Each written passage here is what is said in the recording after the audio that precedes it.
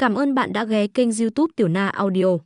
Ngày đầu nhập học, tôi Mộc Tiểu Tiểu chưa kịp nhớ nổi tên lớp thì cả trường đã nhớ tên tôi. Bởi vì tôi kéo một nam sinh giữa sân trường, ngọt ngào nói: "Bạn học, làm ơn gọi giúp thiếu gia lớp S, nói với anh ấy, vợ anh đang tìm." Chỉ một câu thôi, cả giảng đường nổ tung. Ngay cả vị thái tử gia nổi tiếng đào hoa như Doãn Thiếu Kiệt, người chưa từng vì cô gái nào cúi đầu, cũng mặt đen bước ra, gằn giọng: "Mộc Tiểu Tiểu, em lại giở trò gì vậy?"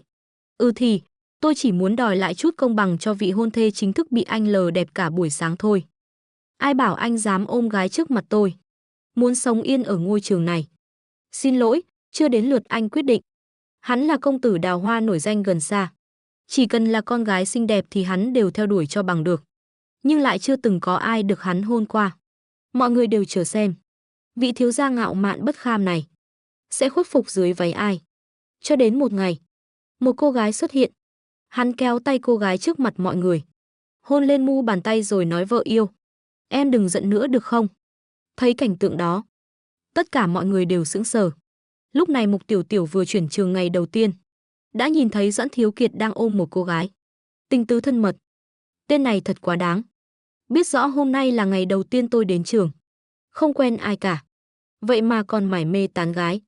Mộc Tiểu Tiểu lập tức túm lấy một nam sinh, rồi ngọt ngào nói: "Bạn học này, bạn có thể qua lớp S gọi Doãn Thiếu Kiệt được không?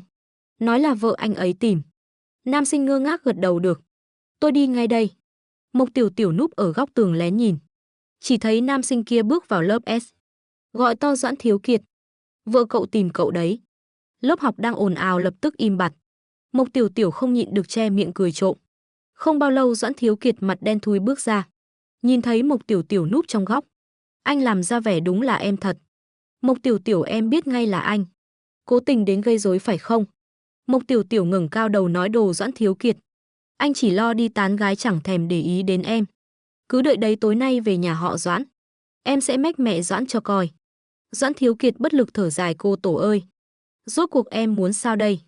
Mộc Tiểu Tiểu liếc ra sau lưng anh một cái, quả nhiên, cô gái lúc nãy được anh ôm cũng đi theo ra ngoài, đang nhìn về phía này.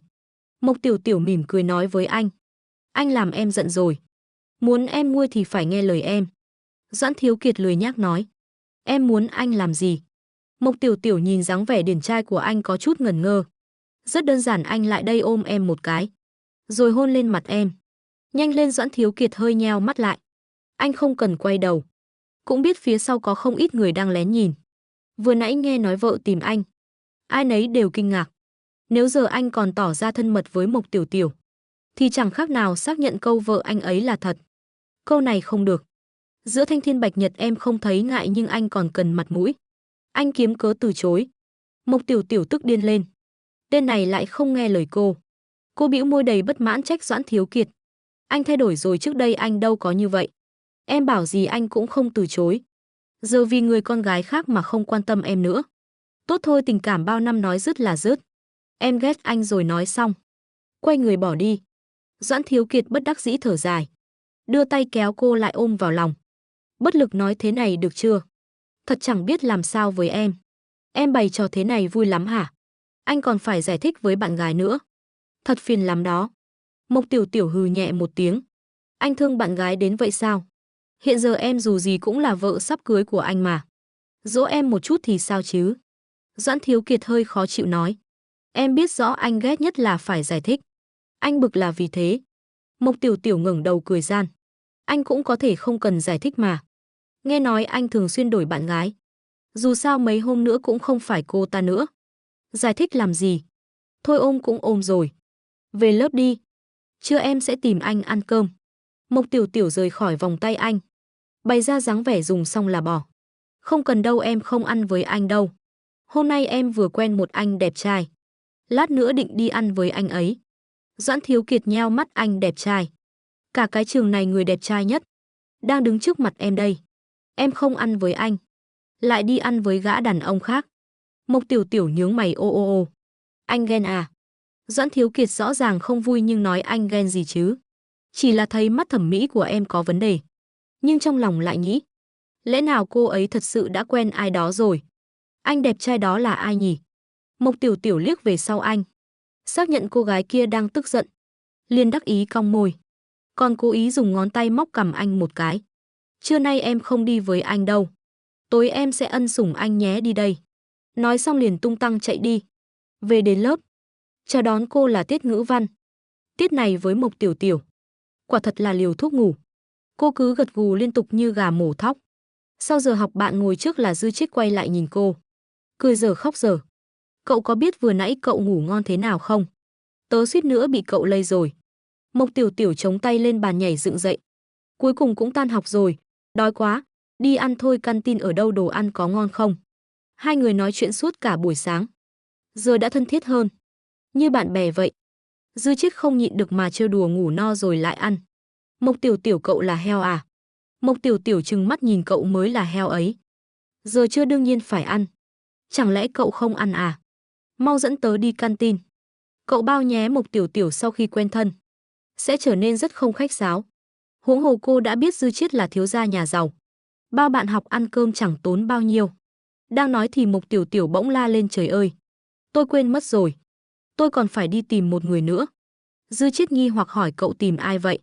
Mộc Tiểu Tiểu mỉm cười nói, anh ấy tên là Lục Dục Thần. Cậu biết anh ấy không? Vừa nghe đến cái tên Lục Dục Thần, Dư Chiết lập tức lộ ra vẻ kinh ngạc. Lục Dục Thần, người cậu muốn tìm lại là anh ta sao? Nghe nói anh ta là thiên tài IQ 200. Trường học đã đặc biệt mời anh ta từ trường nhất trung tỉnh về. Không chỉ được miễn toàn bộ học phí, mỗi năm còn được trao học bổng rất cao. Cậu với anh ấy có quan hệ gì vậy? Mộc Tiểu Tiểu hơi bất ngờ. Xem ra anh ấy thật sự rất nổi tiếng. Tôi gặp anh ấy ở tiệm bánh sáng nay. Lúc đó anh ấy mua miếng bánh dâu cuối cùng. Hình như là mua cho bạn gái. Bảo vệ không cho tôi vào. Anh ấy làm chứng giúp tôi nên bảo vệ mới cho vào. Nghĩ đến đó Mộc Tiểu Tiểu đùa cậu. Tôi nói là bạn trai bạn gái đấy. Cậu tin không? Dư Chiết kinh ngạc đến trợn tròn mắt. Không thể nào, bạn gái thần bí của anh ta lại là cậu. Mộc Tiểu Tiểu lẩm bẩm. Thì ra anh ấy thật sự có bạn gái. Thật đáng tiếc. Dư Chiết tai thính nghe được. Câu này là có ý gì vậy? Chẳng lẽ cậu không phải bạn gái anh ấy? Tôi đùa cậu thôi. Cái này cũng không nghe ra. Vậy làm sao theo tôi được? Tự kiểm điểm lại đi. Dư Chiết trừng mắt, cậu gạt tôi. Làm tôi thật sự tưởng cậu là bạn gái anh ấy. Mộc Tiểu Tiểu ngắt lời cậu, kéo câu chuyện về Lục Dục Thần. Thôi thôi, cậu mau nói cho tôi nghe. Bạn gái thần bí của Lục Dục Thần là chuyện gì vậy? Chẳng lẽ bạn gái anh ấy không phải học sinh trường mình sao? Tại sao lại nói là thần bí? Dư Chiết nhún vai nói, không biết nữa. Đã gọi là bạn gái thần bí, tức là không ai biết bạn gái anh ấy là ai. Chỉ nghe đồn anh ấy có một bạn gái, yêu nhau nhiều năm rồi. Còn có phải là học sinh trường mình hay không? Chuyện đó cũng không rõ. Thần bí vậy sao? Mộc Tiểu Tiểu cảm thấy rất khó tin. Một người xuất sắc như Lục Dục Thần, chắc chắn có rất nhiều cô gái theo đuổi mới đúng, mà lại có thể giấu được bạn gái trong hoàn cảnh đó. Dư Chiết nghi ngờ hỏi, cái này cậu cũng không biết? Cậu thật sự là bạn anh ấy sao? Không phải là cậu cũng thích anh ấy, muốn theo đuổi anh ấy đấy chứ? Tôi không có vô đạo đức vậy đâu. Anh ấy đã có bạn gái, tôi sẽ không ra tay. Tôi thật sự chỉ xem anh ấy là bạn. Thôi được rồi, lớp S khối 12 đi đường nào vậy? Vừa nói hai người vừa đi tới lớp S khối 12. Mộc Tiểu Tiểu bất ngờ kéo một người lại. Lục Dục Thần còn ở trong không? Có thể gọi anh ấy ra giúp tôi không? Nam sinh bị kéo lại nhìn cô từ trên xuống dưới, ra vẻ đã hiểu rõ. Lại là đến tìm Lục Dục Thần tỏ tình hả? Nhưng cậu đến trễ rồi. Vừa nãy có cô gái gọi anh ấy ra ngoài rồi. Giờ chắc đang ở đâu đó nhận thư tình. Mai hãy đến lại đi. Nhớ đến sớm một chút. Cô gái đó chưa tan học đã đứng đợi ngoài cửa lớp rồi. Nói xong vẫy tay rồi đi mất. Mộc Tiểu Tiểu đứng ngẩn ra tại chỗ, giờ khóc giờ cười. Muốn nói mình là bạn của Lục Dục Thần, chứ không phải đến tỏ tình. Nhưng đối phương không cho cơ hội giải thích, đã đi mất. Cô nhún vai. Xem ra hôm nay không có duyên ăn cơm cùng anh ấy rồi. Dư Chiết, chúng ta tự đi ăn thôi. Dư Chiết như đã đoán trước tình hình này, liền nói, hồi trước cũng nghe nói rồi. Ngày nào cũng có con gái xếp hàng tỏ tình với anh ấy. Giờ tôi tin rồi. Cũng bình thường thôi. Anh ấy vừa đẹp trai, lại là siêu học bá, tính cách còn dịu dàng, chắc là làm không biết bao cô say mê. Mộc Tiểu Tiểu nói đến đây cũng có chút cảm thán.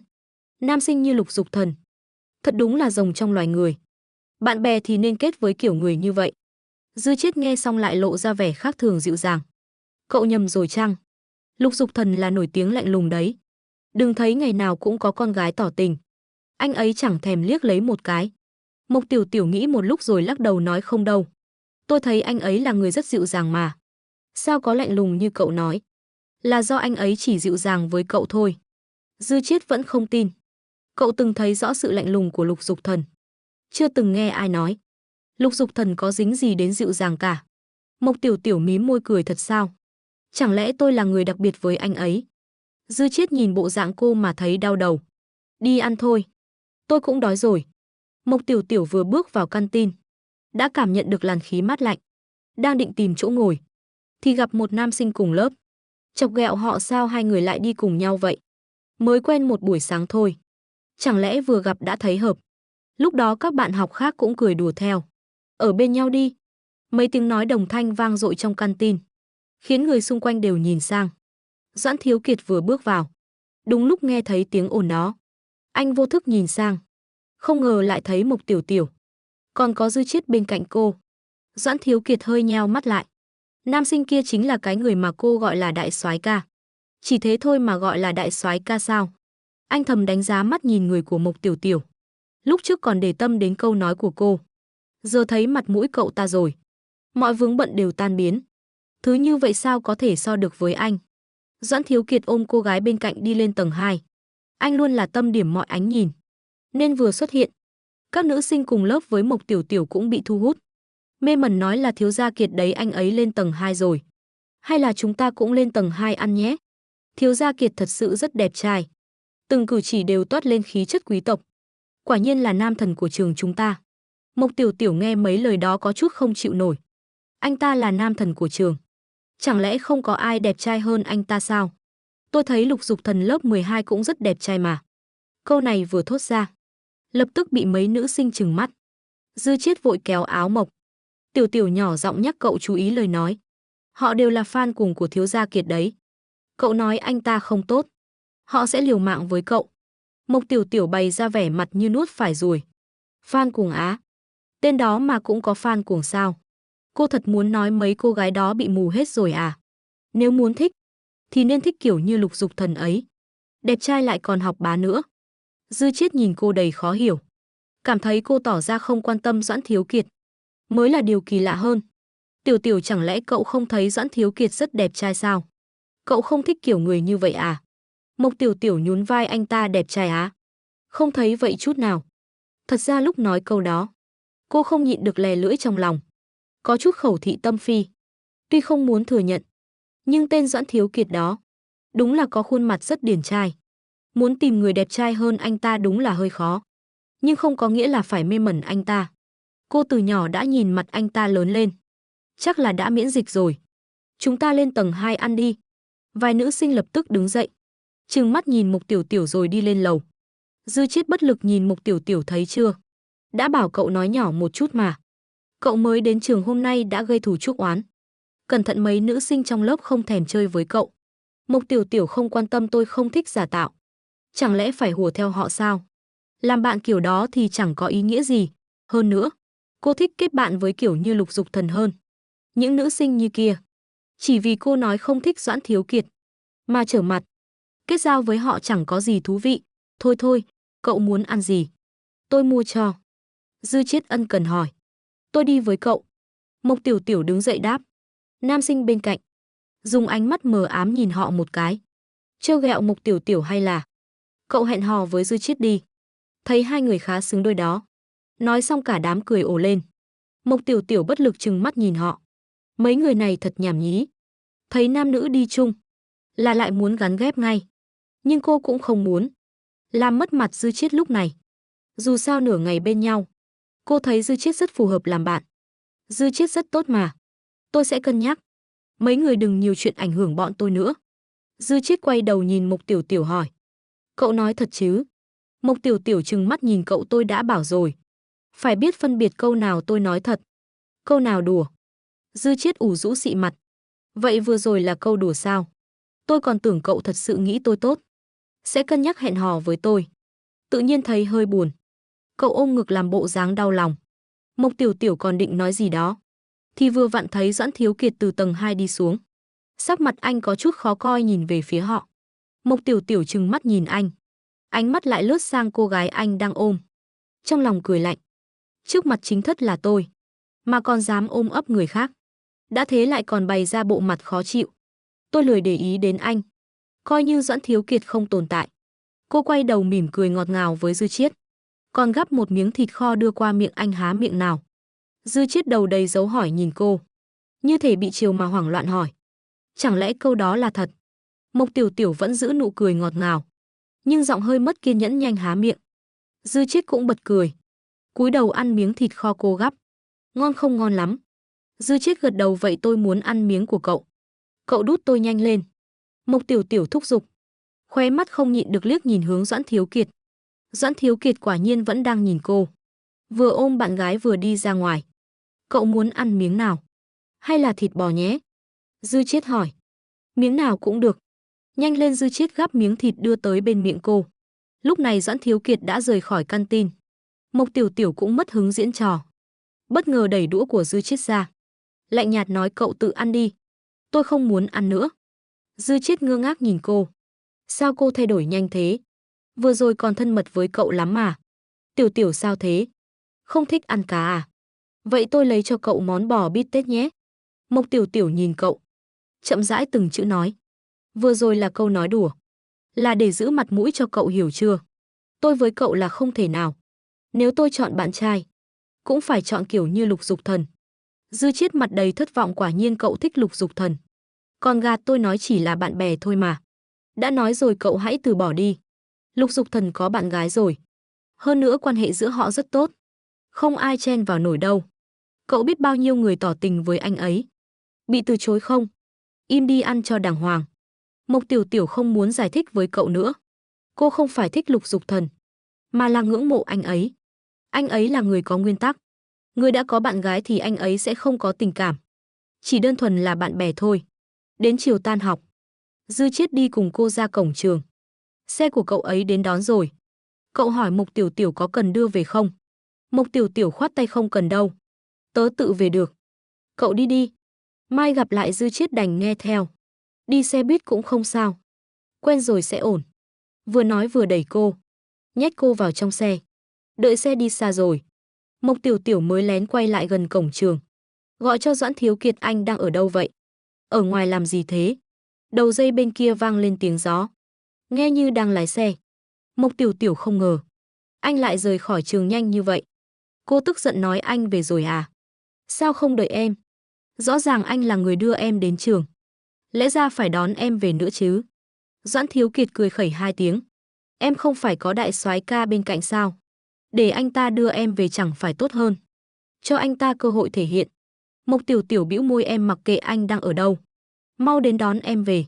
Cô dám chắc? Tên Doãn Thiếu Kiệt khốn kiếp đó. Chắc chắn là đưa bạn gái về nhà. Không thèm để ý đến cô. Càng nghĩ càng giận. Cô lại nói vào điện thoại, Doãn Thiếu Kiệt. Chẳng phải anh nói tối nay cùng về nhà họ Doãn sao? Sao có thể bỏ em ở lại một mình?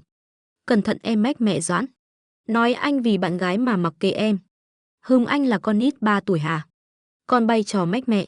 Anh cười cợt nói. Mộc Tiểu Tiểu trong lòng buồn bực. Ngồi thụp xuống đất. Mặt mày ủ rũ. Doãn Thiếu Kiệt, anh mau tới đi.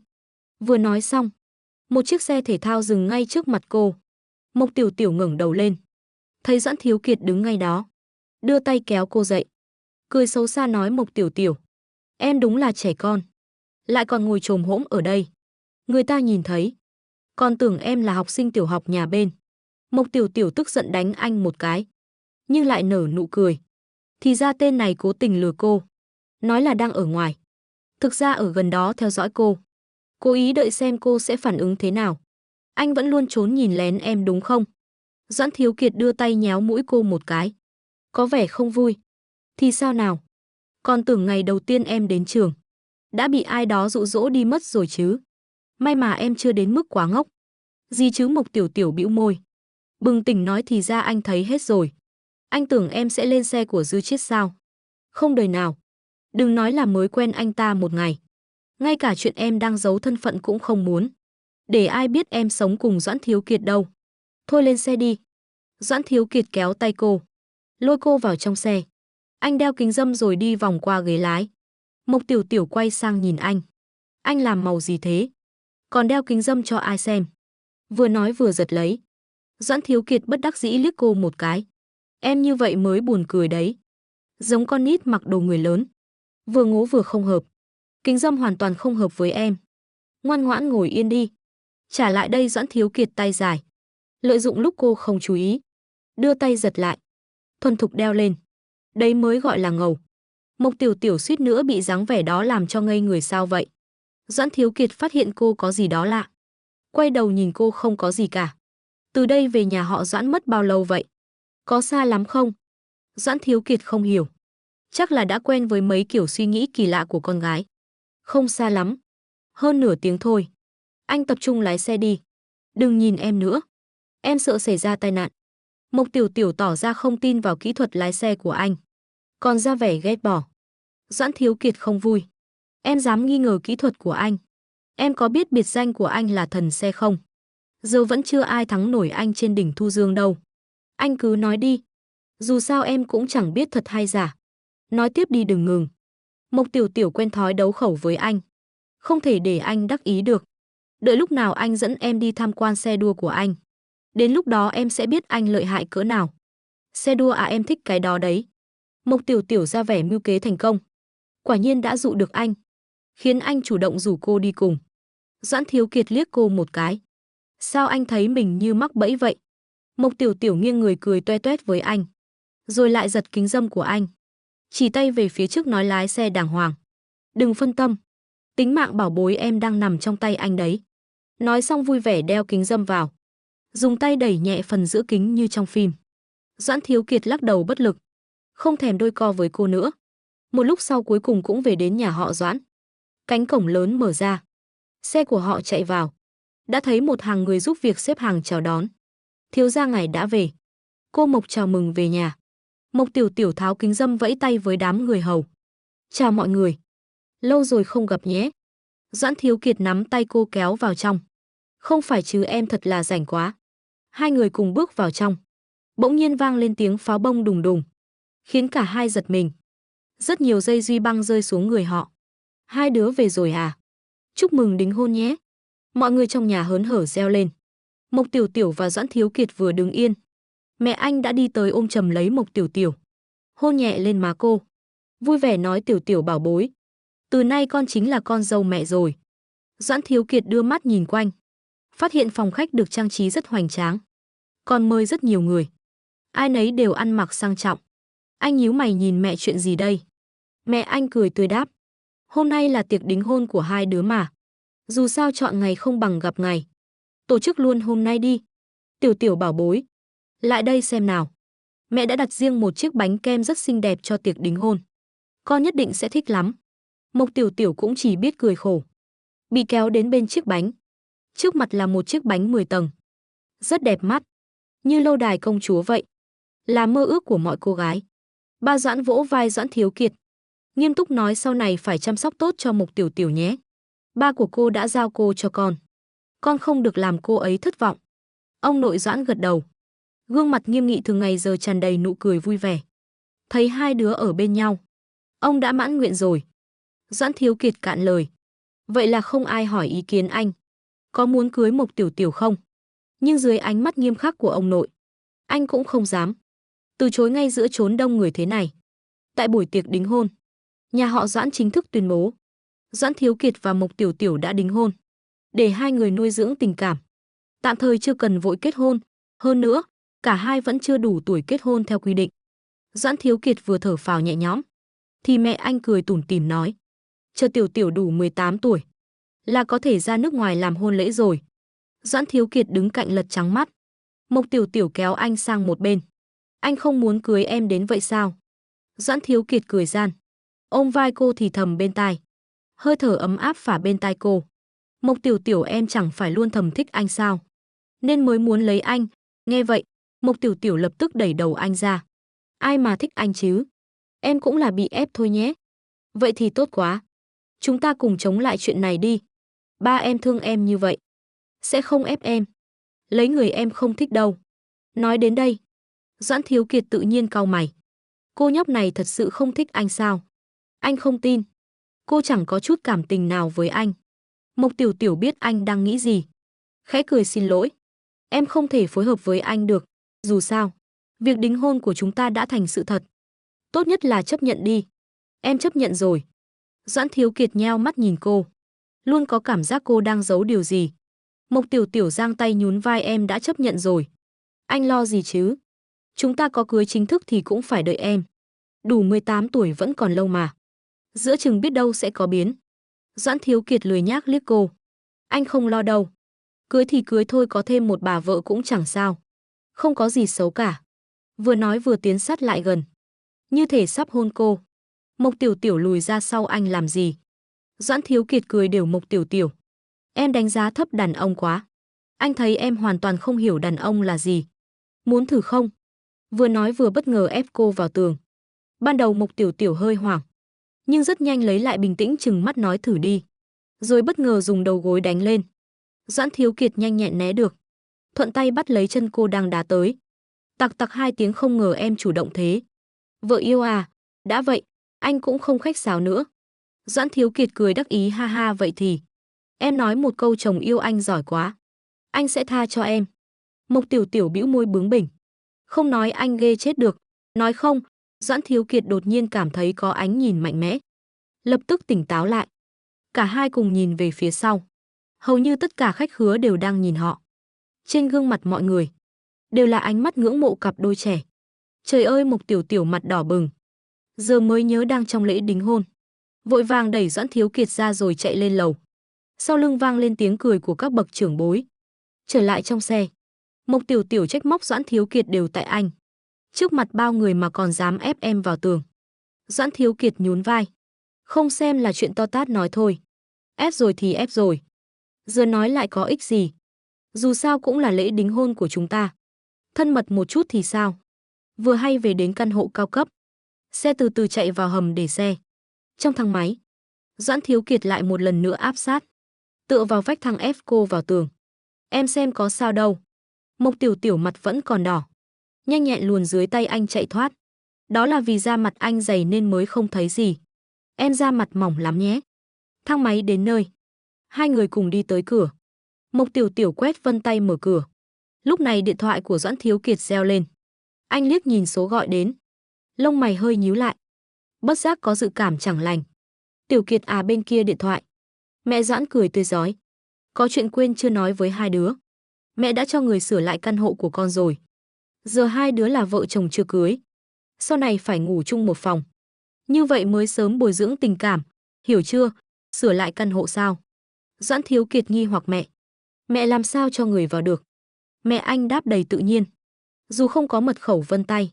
Nhưng mẹ là mẹ của con trai. Muốn vào nhà con thì có cách thôi ngay lúc đó. Mộc Tiểu Tiểu bỗng hét toáng lên. Phòng của em sao lại thành ra thế này? Doãn Thiếu Kiệt nhà mình bị trộm rồi. Doãn Thiếu Kiệt lập tức hiểu ra vấn đề. Lộ vẻ đau đầu. Sửa lại phòng của Tiểu Tiểu là tất nhiên rồi. Mẹ không cho hai đứa ngủ riêng. Sau này phải ngủ cùng nhau nhớ chưa? Mẹ Doãn giọng cứng rắn. Thậm chí còn mang tính uy hiếp, nếu không thì hừm. Mẹ sẽ gửi hai đứa sang Nga. Bên đó 14 tuổi là có thể kết hôn. Doãn Thiếu Kiệt thở dài, biết rồi biết rồi. Mẹ Doãn thần thần bí bí bổ sung thêm, đúng rồi. Mẹ có để vài món quà trên giường cho hai đứa. Con nhớ phải dịu dàng với Tiểu Tiểu đấy. Còn nữa nhất định phải làm biện pháp đầy đủ. Nói xong liền nhanh chóng dập máy, thôi không làm phiền nghỉ ngơi nữa, chúc ngủ ngon. Chu Doãn Thiếu Kiệt đột nhiên có linh cảm chẳng lành. Giải thích sơ với Mộc Tiểu Tiểu xong. Cả hai cùng bước vào phòng ngủ. Trên giường có một cái hộp lớn. Mộc Tiểu Tiểu tò mò nhào đến, là quà gì vậy? Cô hứng khởi mở hộp ra. Khi nhìn rõ thứ bên trong thì lập tức đơ người. Bờ cao su. Doãn Thiếu Kiệt bị phản ứng phóng đại của cô chọc cười, cái gì thế? Khiến em kinh ngạc đến vậy à? Anh ghé lại nhìn cũng ngây người. Biểu cảm y chang Mộc Tiểu Tiểu. Hai người nhìn nhau, há hốc mồm. Một giây sau Mộc Tiểu Tiểu bật cười. Ngã lăn ra giường, trời ơi. Mẹ anh đúng là cao tay thật. Mà cũng nghĩ ra được món quà này. Doãn Thiếu Kiệt đưa tay lật hộp lên xem. Đầy một thùng. Ít nhất cũng vài trăm cái.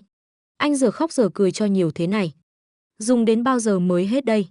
Mộc Tiểu Tiểu lật người ngồi dậy. Trừng mắt với anh, ai nói em sẽ dùng với anh chứ? Doãn Thiếu Kiệt bỗng cười gian. Lật người đè lên cô, ngại cái gì? Chúng ta đã là vợ chồng chưa cưới rồi. Nào nào, Mục Tiểu Tiểu mặt lập tức đỏ ửng, dùng cả tay chân đẩy anh ra. Doãn Thiếu Kiệt, anh là đồ dê sồm. Anh chẹp một tiếng. Chọc ghẹo cô chẳng phải chỉ là món đó thôi sao? Có gì đâu mà làm quá. Em chưa thấy bao giờ chắc. Bị anh đâm trúng chỗ đau. Mộc Tiểu Tiểu lập tức không chịu thua, ai nói em chưa thấy. Chẳng qua không muốn dùng với anh thôi, anh trăng hoa như vậy. Yêu nhiều cô rồi. Ai biết anh có sạch sẽ không? Doãn Thiếu Kiệt sắc mặt trầm xuống, anh còn là trai tân đấy. Tin hay không tùy em. Mộc Tiểu Tiểu nghi hoặc nhìn anh. Thật hả? Anh yêu nhiều người thế mà còn là trai tân. Nói ra chắc không ai tin đâu. Doãn Thiếu Kiệt vừa nói xong đã hối hận. Quả thật với quá khứ tình trường của anh, câu này mà lan ra ngoài thì hình tượng tiêu tán. Anh nheo mắt, nở nụ cười xấu xa. Tiểu Tiểu, coi như anh chưa nói. Em cũng không nghe thấy gì nhé. Mộc Tiểu Tiểu lập tức hiểu ý, cười như mèo ăn vụng cá. Muốn em giữ bí mật giúp anh. Doãn Thiếu Kiệt gật đầu, nắm lấy tay cô, hôn lên mu bàn tay vợ yêu. Đại nhân, em nói gì anh cũng nghe theo. Thái độ này còn tạm được. Mộc Tiểu Tiểu hất cằm đắc ý. Rất dễ nói chuyện, sẽ không làm khó anh, cũng không bắt anh làm việc phạm pháp. Rất đơn giản, sau này phòng này là của em. Anh ngủ sofa. Mộc Tiểu Tiểu tuyên bố. Doãn Thiếu Kiệt nụ cười đông cứng, nhìn cô không thể tin nổi, như thể nghi ngờ mình nghe nhầm. Ngủ sofa á? Đúng vậy. Mộc Tiểu Tiểu hất cằm kiêu ngạo. Khóe miệng Doãn Thiếu Kiệt co giật. Dù sao anh cũng là thiếu gia nhà giàu, ngủ quen giường êm đệm ấm, sao chịu nổi ghế sofa. Cô nhóc này rõ ràng cố ý chơi khăm anh. Mộc Tiểu Tiểu sợ anh đổi ý, chỉ tay vào anh nhắc lại lời hứa khi nãy. Anh vừa nói, em nói gì anh cũng nghe theo. Không được nuốt lời đấy nhé. Được rồi, anh giữ lời. Doãn Thiếu Kiệt giả vờ hào phóng, nhưng trong lòng đã bắt đầu tính toán. Làm sao giành lại quyền sở hữu phòng ngủ. Mộc Tiểu Tiểu chộp lấy một chiếc gối nhét vào tay anh. Vẫy tay chúc ngủ ngon nhé. Doãn Thiếu Kiệt hừ nhẹ một tiếng, không cam lòng đi ra khỏi phòng. Khoảng 10 giờ tối. Doãn Thiếu Kiệt bình thường giờ này đang đi chơi, nên chẳng có buồn ngủ. Anh nằm trên sofa ngẩng đầu nhìn trần nhà, nghĩ cách lấy lại phòng ngủ. Anh đi xem phòng khách Mộc Tiểu Tiểu từng ngủ, phát hiện giường đã bị dọn đi, thay bằng phòng game. Cũng may mẹ anh hiểu con, chuẩn bị đầy đủ máy chơi game các loại, thậm chí sưu tầm đủ mọi thể loại. Anh mới không nổi đóa tại chỗ, đang định đứng dậy lấy lon bia, chợt nghe tiếng bước chân thình thịch. Mộc Tiểu Tiểu từ trong phòng đi ra, miệng còn đang ngân nga một giai điệu nhỏ. Doãn Thiếu Kiệt trở mình ngồi dậy, nheo mắt hỏi em ra làm gì vậy? Em khát nước nên đi tìm đồ uống. Mộc Tiểu Tiểu đi về phía bếp, lấy một lon nước từ tủ lạnh. Doãn Thiếu Kiệt bảo đưa anh một lon bia. Mộc Tiểu Tiểu tâm trạng tốt, lười tranh cãi với anh, thuận tay ném cho anh một lon bia. Còn mình thì tựa vào ghế sofa ngồi xuống thảm. Remote đâu? Em muốn xem tivi. Doãn Thiếu Kiệt mò trong khe sofa lấy ra điều khiển, đưa cho cô. Ánh mắt vô tình lướt qua gương mặt nghiêng của cô. Con nhóc này càng lớn càng sinh ra rồi sao? Trước kia mặt tròn như mèo con, giờ cằm đã có góc cạnh, cả gương mặt trở nên tinh tế hơn nhiều. Anh đột nhiên mở miệng. Nam sinh cùng em đi ăn trưa hôm nay, là cái người em gọi là đại soái ca đó hả? Con mắt thẩm mỹ của em đúng là có vấn đề. Thứ đó mà cũng gọi là đẹp trai à? Mộc Tiểu Tiểu liếc anh một cái. Sao thế, đang ghen à? Hừm, anh ghen cái gì? Loại đó mà sánh được với anh sao? Mộc Tiểu Tiểu uống một ngụm nước, cười thần bí. Em lừa anh rồi. Cái người em gọi là đại soái ca không phải cậu ta đâu. Mắt thẩm mỹ của em đâu có tệ như vậy. Chẳng qua đại soái ca của em bận không đi cùng, nên em mới tiện tìm bạn học ăn cùng thôi. Cô ngừng lại một chút, đắc ý bổ sung. Từ nhỏ đến lớn em toàn chơi với trai xinh gái đẹp, con mắt đã sớm được luyện thành tinh rồi. Nói đến đây, cô không nhịn được nhớ tới Lục Dục Thần. Đắn đo không biết mai có nên đi tìm anh không. Người nổi tiếng như vậy, nếu không tăng cường sự hiện diện, có khi anh sẽ nhanh chóng quên mất cô.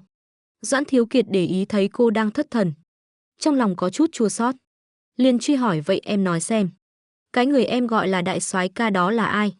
Anh không tin trong trường còn ai đẹp trai hơn anh. Hơn nữa, hôm nay em mới nhập học làm gì đã quen ai? Mộc Tiểu Tiểu cười xấu xa. Không nói cho anh biết đâu. Dù sao em cũng biết trường này đâu chỉ có mỗi anh là nam thần. Cô đứng dậy thôi, chẳng có gì đáng xem nữa. Em về phòng ngủ đây. Doãn Thiếu Kiệt đột nhiên kéo cô lại. Mộc Tiểu Tiểu đứng không vững, cả người ngã ngồi lên đùi anh làm gì thế? Cô trợn tròn mắt. Doãn Thiếu Kiệt nheo mắt, Giọng nguy hiểm thấy em cười tươi như thế. Em thích cậu ta rồi đúng không? Mộc Tiểu Tiểu đừng quên bây giờ em là vợ anh. Em định ngoại tình à? Mộc Tiểu Tiểu bật cười ngoại tình á. Xin lỗi nha ông chồng yêu quý. Chính anh cũng có không ít bạn gái đấy thôi. Anh lấy tư cách gì mà nói em ngoại tình? Tôi đẩy anh ra khỏi giường, lần thứ 57 trong tháng. Anh ôm gối, uể oải bước ra sofa, miệng lẩm bẩm. Em nói gì anh cũng nghe theo mà, vợ yêu. Tôi chống cằm, nhếch môi cười. Ngủ cùng em à? Được thôi, anh thắng được em trên sân đua đã. Vài hôm sau, tôi ngồi phía sau tay lái của anh, giữa khúc cua 120 độ, hét lớn trong bộ đồ đua được mẹ chồng đặt riêng. Tay lái mà không vững thì đừng hòng lái đời em. Anh cười, thắng gấp, nghiêng người hôn lên má tôi giữa tiếng động cơ rít lên đầy cuồng nhiệt. Em đúng là định mệnh của anh. Thế là, từ một cuộc đính hôn ép buộc, tôi ép luôn cả trái tim người đàn ông kiêu ngạo nhất đời mình. Bằng tốc độ và cả sự nghịch ngợm riêng, Mộc Tiểu Tiểu này đã thắng trong đường đua mang tên tình yêu. Câu chuyện đã kết thúc tại đây. Cảm ơn bạn đã lắng nghe trên kênh Tiểu Na Audio, nơi mang đến những câu chuyện đầy hấp dẫn và thú vị. Hãy để lại ý kiến của bạn trong phần bình luận. Và đừng quên theo dõi kênh để cập nhật những nội dung mới nhất nhé. Chân thành cảm ơn bạn.